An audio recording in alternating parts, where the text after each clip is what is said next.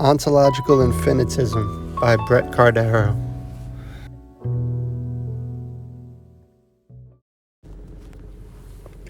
Ontological infinitism is a philosophical position which builds off of a form of metaphysical infinitism which states that there cannot be a fundamental ground of facts. It extends this view to all material beings and that there is an actual infinite regress of kinds of being.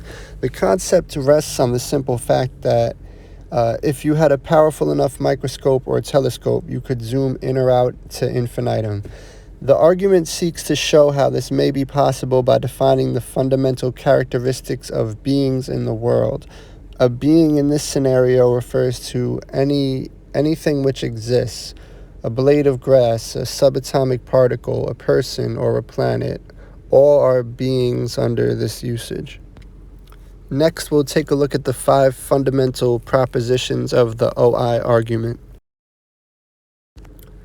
The 5 basic propositions of the OI argument are: 1. If there is only nothing, then there is no existence. 2. If there is only solid material, then objects cannot move, change, or decay. 3. Objects require an interaction between nothingness and being to exist. 4. All things in the world require such a grounding as described in 1 through 3. And 5. Therefore, the grounding of beings must be a set of infinite divisibility and dependence. So let's go through each proposition one by one and look at them a bit closer.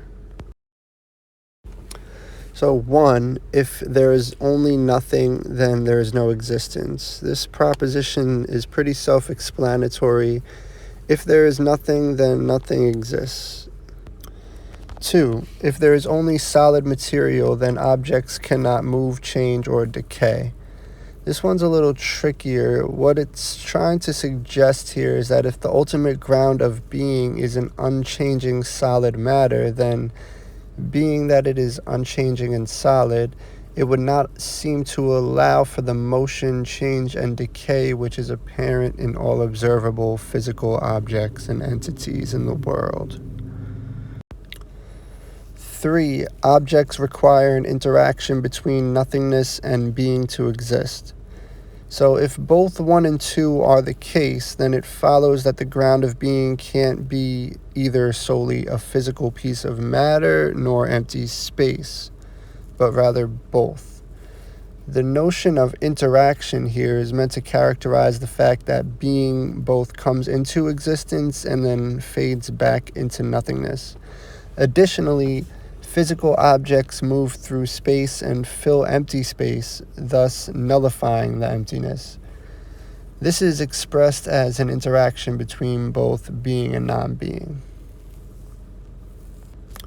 Number 4, all things in the world require such a grounding as described in 1 through 3. This may seem redundant, but it is necessary in driving home the fact that these conditions do not apply for only some kinds of being or objects in the world, but rather that they are necessary for all existence. Additionally, if all things in the world require the same fundamental properties, an infinite regress would be evident due to the fact that no being can have existed indivisibly. 5. Therefore, the grounding of beings must be an infinite set of divisibility and dependence. So now that we have a better understanding of what ontological infinitism is suggesting, let's look at some problems and implications. First is the issue of actual infinities. So there are many problems and paradoxes associated with the notion of actual infinity, including the famous Hilbert's Hotel and Thomson's lamp arguments. The possibility of actual infinities was even denied by Aristotle, who invented the distinction between potential and actual infinities in order that he may speak more clearly about the problem of infinity.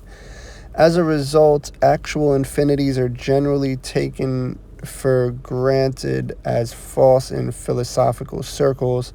However, there have been some renewed interest in the possibility of actual infinities, including an argument presented by Alexander Proust fairly recently.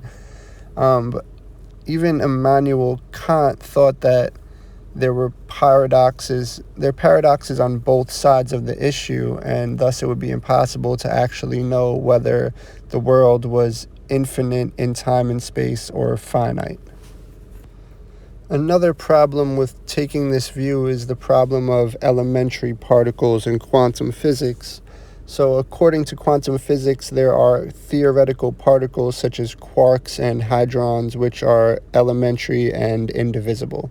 This raises obvious issues in that for OI to be feasible, all entities or kinds of being must be necessarily divisible. If the chain of being does in fact stop at quarks, this disproves the theory. So to conclude, what this is trying to show is not necessarily that infinity is actually observable, because by definition one can never observe an infinite number of things. Rather, it's showing that finitism and fundamentalism are false in relation to the real world. As previously stated, this is in line with the kind of metaphysical infinitism which states that all facts have a ground and hence there are no fundamental facts. So, some of the problems with this position include the paradoxes inherent in actual infinities and the undermining of elementary particles in quantum physics.